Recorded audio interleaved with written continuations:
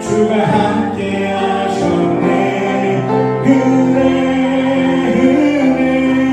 갚을 길 없는 은혜 내게 주신 주의 은혜. 목사 생각 206번째 미랄선교단 화요모임과 2024년 추석연휴를 생각하며 저번 주 화요일 오전 11시 미랄선교단 화요모임에 참석했습니다. 우리 교회에서 미랄선교단을 재정적으로 돕고 있는데 이제까지 3번 정도 화요모임에 참여해서 짧은 설교로 함께 했습니다.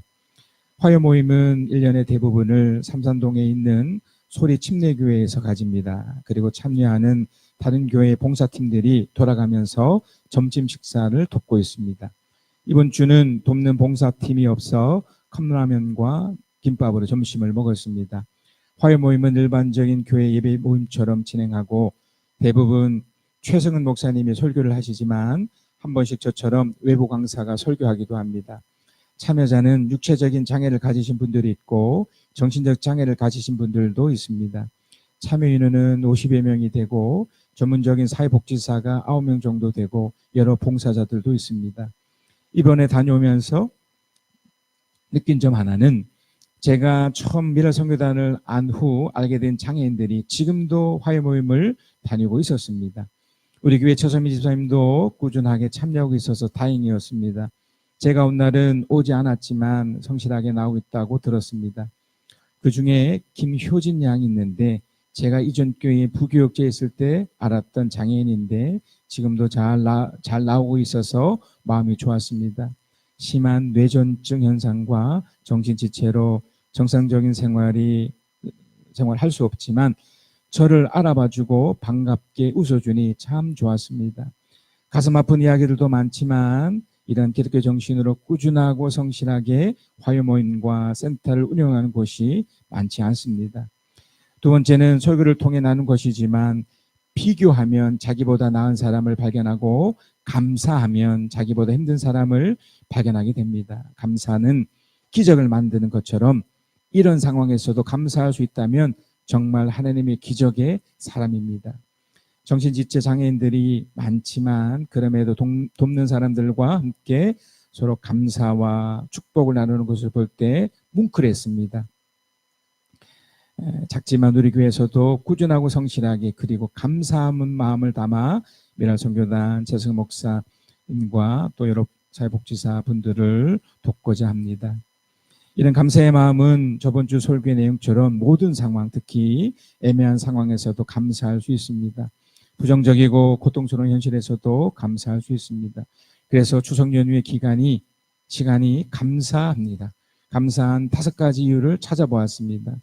7월 말부터 지금까지 이어진 무더위와 역대급 날씨에 대한 보상 같은 시간이기에 감사합니다. 그 시간을 잘 견디었기에 때론 짜증도 있었고 때론 화가 나는 일도 날씨 탓을 하며 있었지만 추석 연휴의 시간이 회복의 시간이 있기에 감사합니다. 두 번째는 그 쉼과 회복과 안식의 시간이 단순히 나를 위한 시간일 뿐 아니라 소중한 나의 아내나 식구들과 소통하며 누릴 수 있는 시간이기에 감사합니다. 추석 연휴에도 더울 것이라 예상하지만 소중한 사람들과 함께 맛있는 것을 먹고 함께 수다도 떨고 함께 자연이 주는 멋진 광경을 볼 수 있어서 감사합니다. 세 번째는 이런 쉼 때문에 이번 주가 더 활기차게 진행될 것이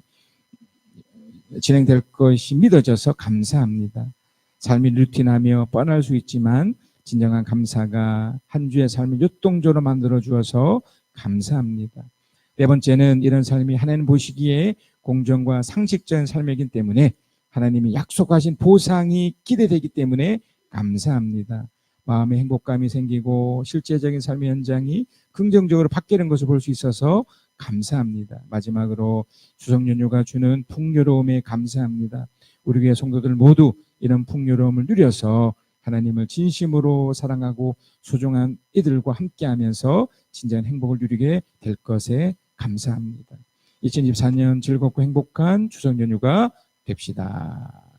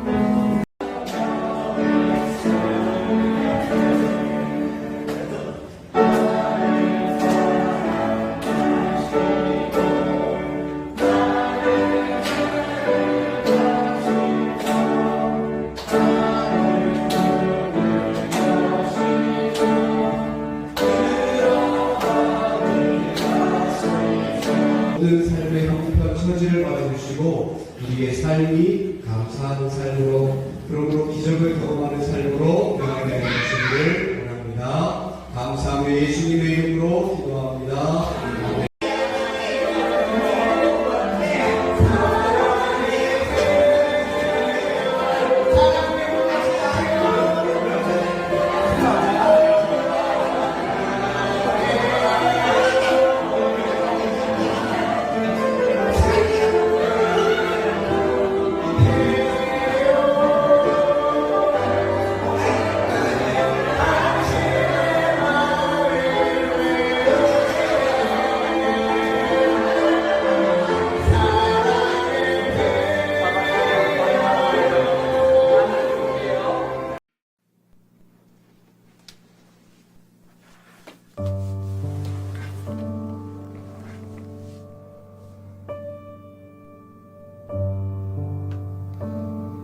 Lord, I'm struggling.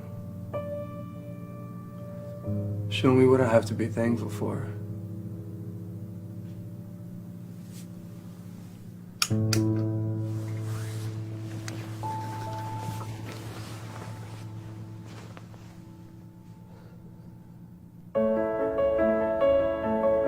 By the way, it's not a bill, it must be 15 bills. This will be the Senate Finance Committee to get to work on a tax reform. Well, the first thing, if there are issues that we raise the tax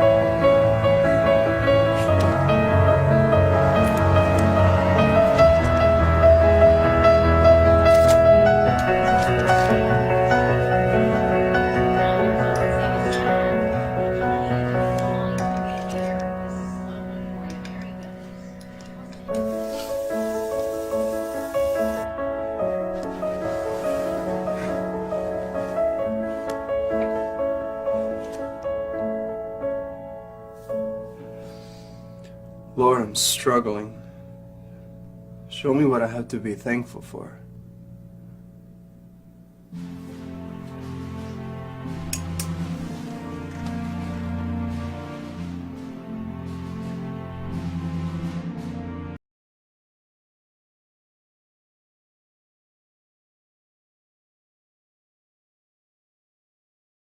신명기 21장 12절, 13절, 또 16절, 17절, 20절, 21절입니다. 그 여자를 아내로 삼을 남자는 그 여자를 자기 집으로 데리고 가서 그 머리를 밀고 손톱을 깎고 잡혀올 때에 입었던 포로의 옷을 벗게 하여야 합니다. 그리고 한 달 동안 집안에 있으면서 자기의 부모를 생각하면서 애곡하게 하여야 합니다. 그런 다음에야 동침할 수 있습니다. 이렇게 하여 부부가 됩니다. 남편이 자기의 재산을 아들에게 물려주는 날에 사랑받지 못한 아내에게서 난 맏아들을 제쳐놓고 사랑받는 아내의 아들에게 장자권을 줄 수 없습니다. 반드시 사랑받지 못하는 아내의 아들을 맏아들로 인정하고 자기의 모든 재산에서 두 몫을 그에게 주어야 합니다. 그 아들은 정력의 첫 열매이기 때문에 맏아들의 권리가 그에게 있는 것입니다. 그 성읍의 장로들에게 우리의 아들이 반항만 하고 고집이 세어서 우리의 말을 전혀 듣지 않습니다. 방탕한 데다가 술만 마십니다 하고 호소하십시오. 그러면 그 성읍의 모든 사람이 그를 돌로 쳐서 죽일 것입니다. 이렇게 하여서 당신들 가운데서 악을 뿌리 뽑아야 합니다. 그래야만 온 이스라엘이 그 일을 듣고 두려워할 것입니다. 여러분, 우리가 이제 신앙을 가지며 이 땅을 살아가지만 우리는 대부분 일상적인 삶을 삽니다.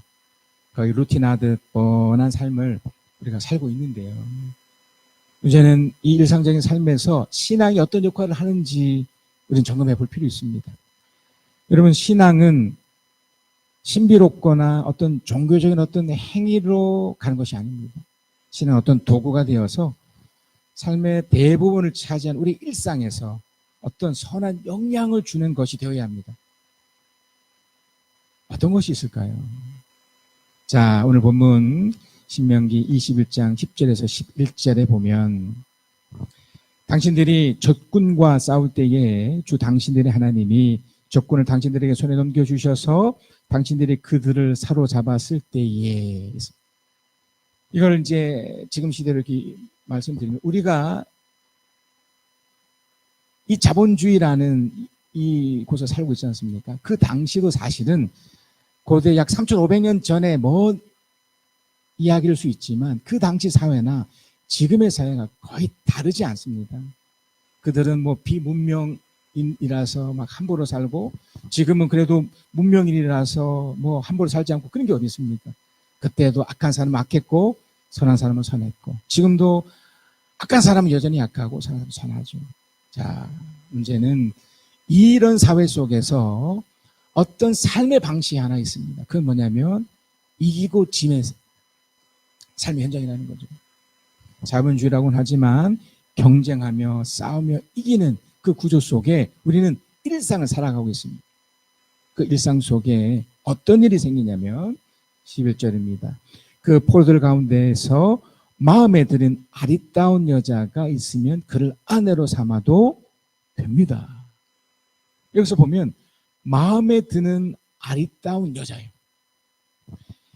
그러니까 우리가 여러분 잘못 이제 이해하는 게 뭐냐면, 이제 하나님 믿지 않는 사람이 하나님 믿는 사람과 결혼하는 그 과정에서 우리는 마치 신앙이 무슨 상품처럼 여겨서 저 사람이 신앙이 있으면 대단한 것처럼 보이는데 절대 그렇지 않습니다. 신앙으로 인해서 선한 영향이 돼서 괜찮은 사람이 되면 괜찮지만 오히려 그 반대면 신앙을 가지고 오히려 자신의 악함이 드러나 버리면 어떻게 되겠습니까? 그래서요, 여러분, 여기서 일상에서 가장 중요한 게 부부거든요. 그러니까 여러분이 만나는 첫사람이거든요. 아직은 뭐 부모 자식 간의 관계도 있고 여러 관계가 있지만 그중에 가장 중요한 건 앞으로 이미 만나고 계신 분들 포함해서 앞으로 이제 만나게 될 사람에게 드려지는 말씀입니다. 그러니까 이 내용이 우리들에게 엄청난 것을 말해주는데, 우리가 잘못 알고 있는 이 신앙을 잘못 해석해버리면, 여기서도 그래요. 이 내용은 3,500년 그 시대에 썼다는 것이 너무나 놀라울 정도의 표현이거든요. 만약에 신을 잘못 이해해버리면 뭐 신천지나 다른 이단에서 말한 것처럼 신앙 있는 사람만 이렇게 이제 접근해버리거든요. 그 이후에 이제 신앙이 어떤 것인가 제가 다시 한번 설명하겠지만, 여기서 이제 중요한 게 뭐냐면, 이 경쟁 사회에서 내가 저 사람을 얻기 위해서는 여기도 나온 것처럼 이겨야 돼요. 그 삶의 현장에서 내가 이기는 상태, 그 상태여야 한 아내, 한 남자를 얻을 수 있습니다. 여기서 마음에 드는 아리따운 여자라는 것은 아리따운이라는 것이 그냥 외부적인 것이 아니에요. 외모적인 것이 아니라 마음이나 태도 그 자체가 사랑스럽고 아름다운 것을 내가 직접 보면서 어떻게 한다고요? 선택하는 거예요.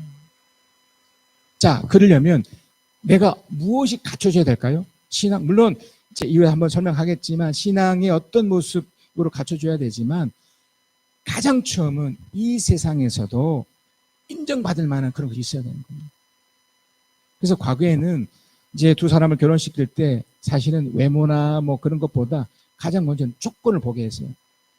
그 사람의 부모가 어땠고, 또 그 사람이 지금 무엇을 하고 있고, 또 직업이 무엇이며, 또 재정적 상황은 어떤, 이걸 다 보게 했던 거예요. 여기도 마음에 드는 사람을 내가 선택하기 위해서 먼저 적군을 당신을 손에서 넘겨주셔서 사로잡아야 되는, 이기는 상태에서 그걸 선택을 해야 되는 겁니다. 그러면 그 사람을 얻을 수 있고, 또 나도 그 사람에게 선택받을 수 있어요. 그러니까 여러분에게 있어서 우선순위는 우리가 얄팍하게 하는 그 신앙이 우선순위가 되면 안 돼요.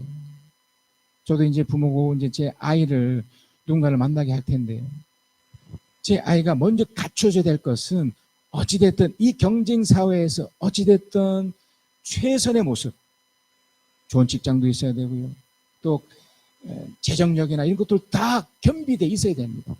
여자도 마찬가지고. 그럴 때 선택하며 책임지며 최선의 노력으로 또 가야 되는 거예요. 두 번째가 이제 신명기 21장 12절 13절인데요. 그 여자를 아내로 삼을 남자는 이제 아름다운 그 여자를 내가 어떤 매력적인 것이 소유된 채 그 사람을 이제 하게 될 때, 이제 얻게 될 때입니다. 이건 남자도 마찬가지고 여자도 마찬가지고 똑같습니다.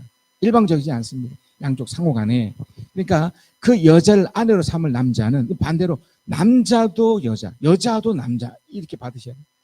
그 여자를 자기 집으로 데리고 가서 그 여자를 밀고 손톱을 깎고, 그 다음 잡혀올 때 입었던 폴의 옷을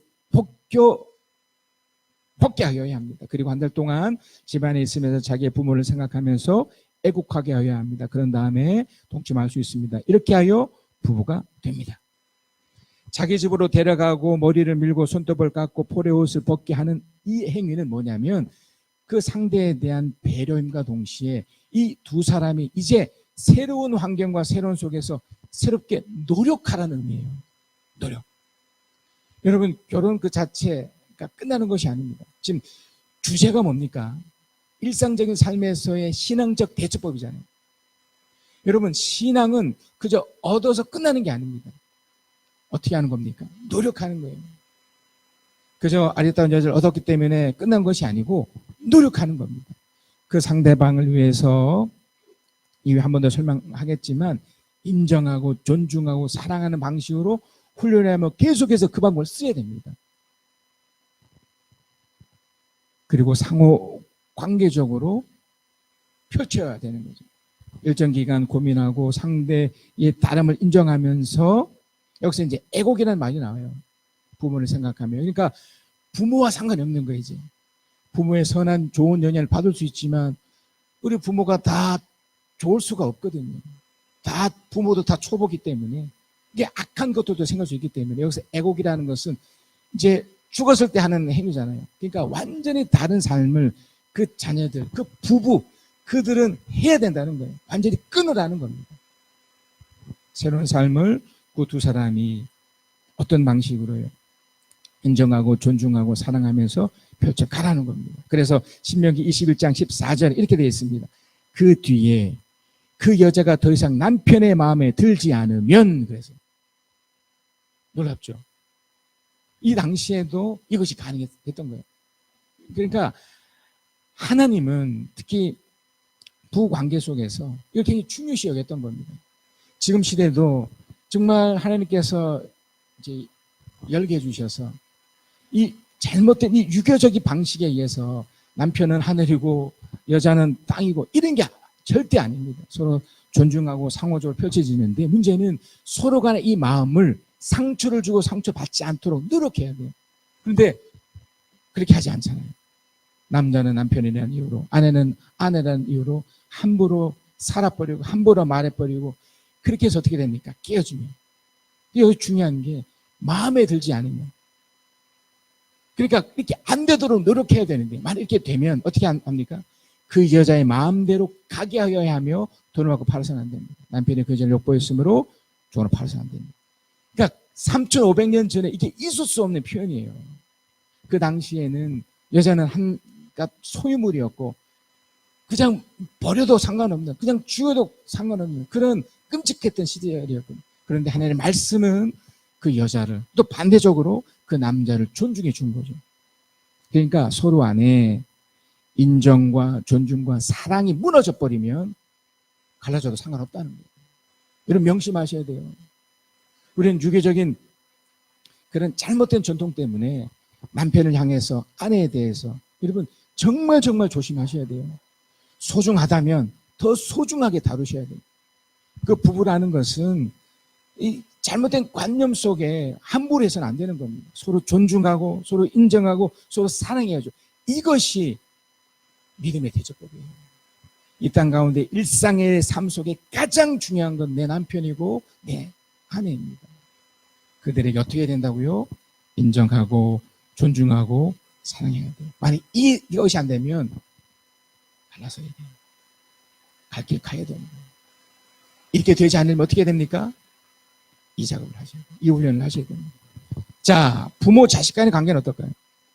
부부 다음으로 부부가 이제 형성이 되면 사랑의 결실로 인해서 아이가 태어나지 않습니까? 자, 그런데 신명기 21장 15절에서 16절입니다.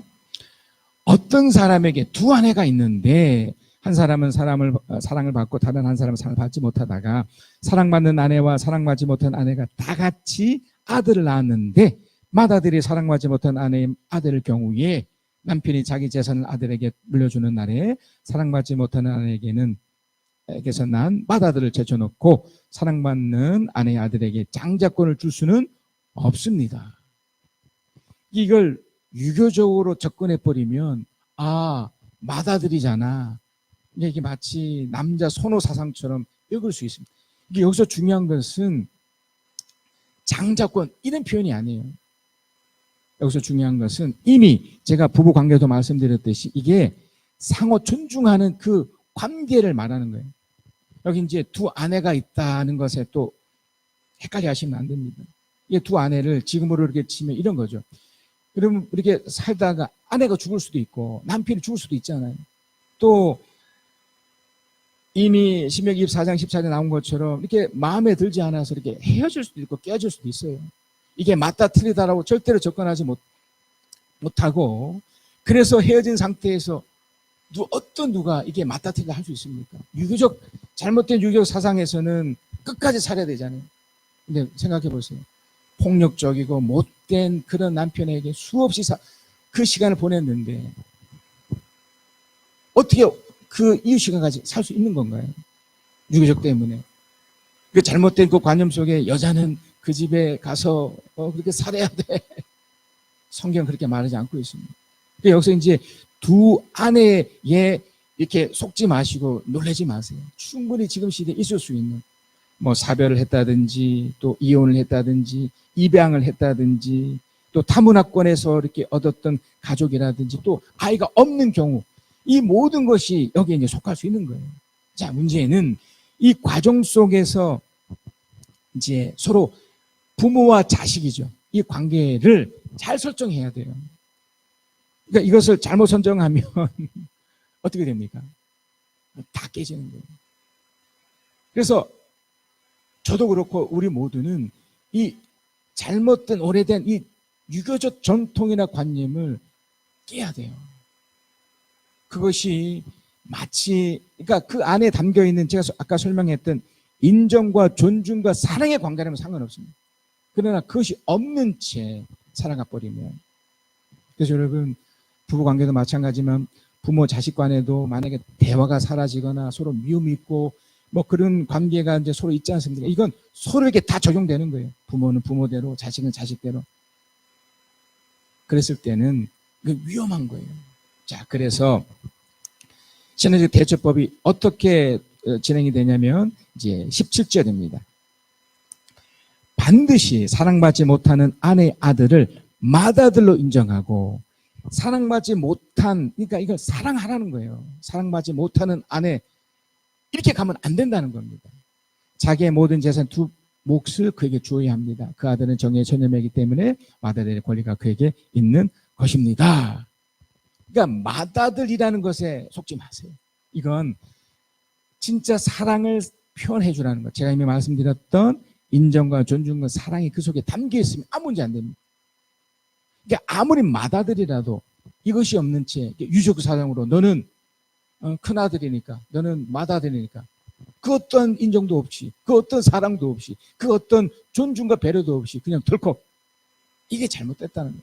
우리는 수많은 잘못된 정보, 이런 드라마나 이런 잘못된 이런 영화를 통해서 마치 무슨 그런 재벌집 뭐 이런 것 통해서 이렇게 헷갈려하고, 그렇지 않습니다.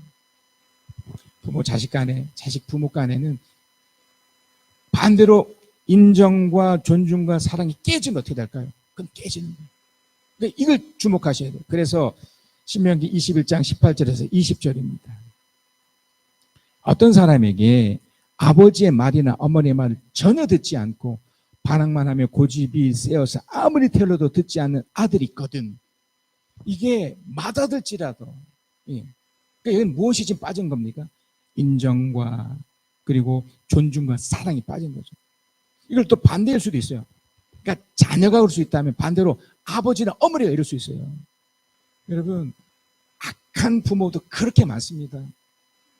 저도 그렇게 되지 않으려고 무지 노력하고요. 자식도 마찬가지입니다. 너무나 악한 자식이 그렇게 많습니다. 그러니까 지금 이걸 증명해 주는 거예요. 이게 신앙적 대처법입니다. 내가 신앙이 있으니까, 내가 착하고 내가 교회를 다니니까 그럼에도 이 사람을 인정하고 착해주고 기다려주고, 아닙니다. 분명히 뭐라고 그랬습니까?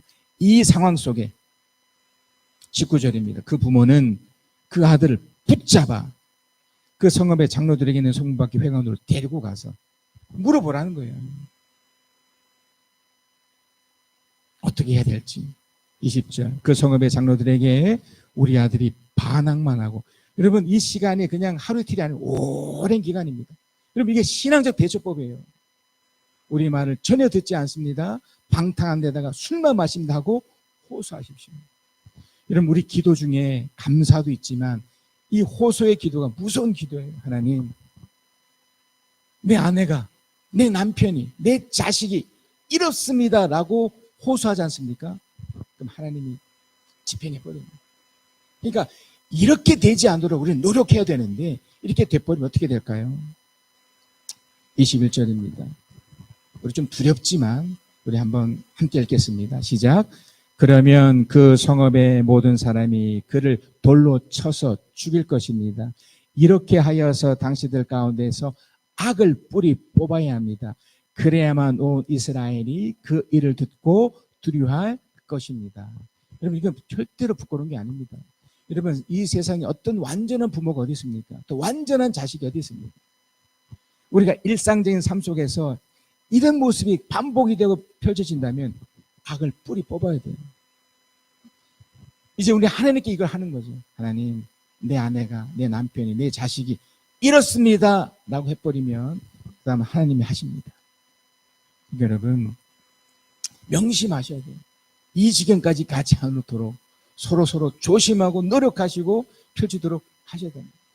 이 추석 연휴 기간 동안에도 이것이 필요합니다. 가족을 돌보고 사랑하지만 그 반대, 그러니까 자식으로서의 최소한의 도리, 부모로서 최소한의 도리가 무너지면 어떻게 됩니까? 하나님이 절대로 가만히 있지 않습니다. 자, 그래서 여러분 신앙생활이 무엇인지 여러분 아셔야 돼요. 신앙은 단순하게 그는 종교의 행위 아닙니다. 사람 됨됨이를 말해요. 여러분 신앙 때문에 아버지가 아버지다워져야 돼요. 신앙 때문에 엄마가 엄마다워져야 돼요. 기도 많이 하고 뭐 성경 많이 보고로 가시면 안 되고, 그건 하나의 도구고, 괜찮은 아버지, 괜찮은 엄마, 괜찮은 자식이 돼야 돼요. 그런 인격적이고 그런 모습이 돼야 된다는 겁니다. 여러분 안에 이런 놀라운 것을 경험하셔서, 그래서 정말 하나님 뜻을 펼쳐가는 여러분 되실 그리스도 이름으로 축복합니다. 결론입니다. 여러분 좀 시간이 돼서 제가 바로 결론을 말씀을 드리면 그렇습니다. 일상적인 삶인 부부의 관계, 부모 자식과의 관계가 하나님 법에 근거된 인격적으로 바른 관계로 나타나는 것이 하나님의 사람의 모습입니다. 그래서 가장 중요한 게 뭡니까? 인격적이고 바른 관계입니다. 이것이 나타나줘야 돼요. 진짜 신앙은 이것이 표현되는 겁니다. 여러분의 아버지에게, 여러분의 아내에게, 반대로 여러분의 부모가 부모로서, 여러분 지금 이 시대가 얼마나 이것이 무너져 있습니까? 자식이 부모를 죽여야 되고 부모가 자식을 그렇게 해도, 물론 예수님도 그런 표현도 있긴 하지만, 그래서 우리만큼은 여러분, 그리고 만약에 그런 관계가 있다면 끊어내셔야 됩니다. 유교적 관념에서 내려놓으셔야 됩니다. 자, 이 표현을 한번 읽겠습니다. 시작. 일상적인 삶인 부부의 관계, 부모 자식 간의 관계가 하나님 법에 근거된 인격적이고 바른 관계로 나타나는 것이 하나님의 사람의 모습입니다.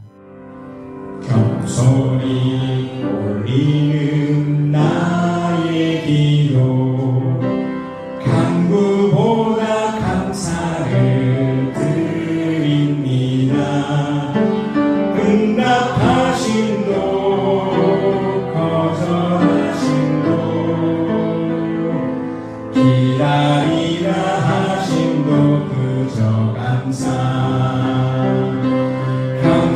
위에 감사를 덮을 때 은혜 위에 은혜가 쌓이네. 모든 일에 감사, 모든 순간에 그리 아니하실지라도 감사. 간절히 올리는 나의 기도, 간구보다 감사를 드립니다. 기쁜 날에도 고통 중에도 주가 일하심을 믿으며 감사 위에 감사를 덮을 때 은혜 위에 은혜가 쌓이네. 모든 일에 감사, 모든 순간에 그리 아니하실지라도 감사.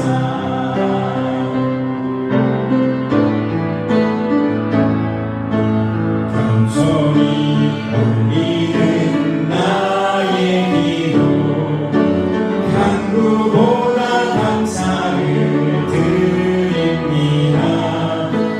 응답하신도 거절하신도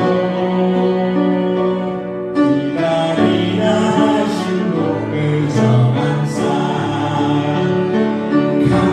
위에 감사를 덮을 때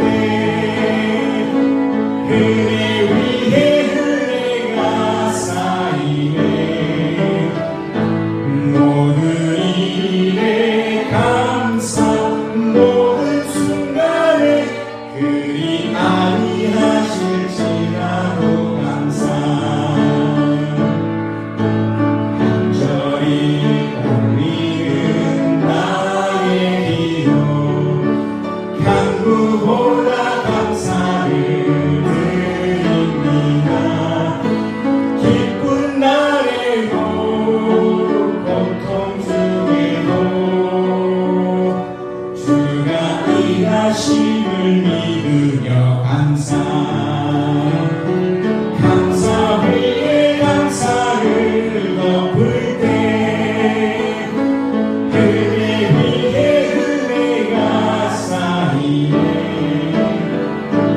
모든 일에 감사, 모든 순간에 그리 아니하실지라도 감사.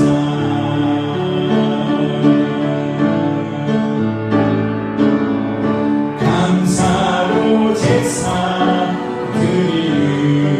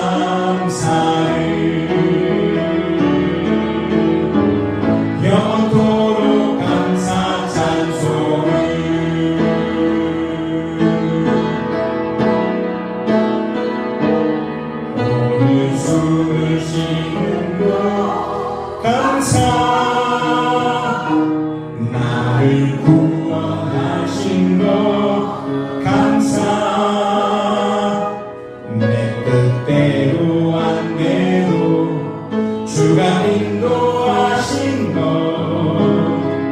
모든 것 감사 내게 주신 모든 것 감사 때론 가져가심도 감사 내게 고난 주셔서 주 뜻 알게 하신 것 모든 것 감사 주님 감사해요 주님 감사해요 내가 여기까지 온 것도 은혜입니다 주님 감사해요 주님 감사해요 나를 사랑하신 주 사랑 감사합니다 항상 주 안에 있음 감사 참된 소망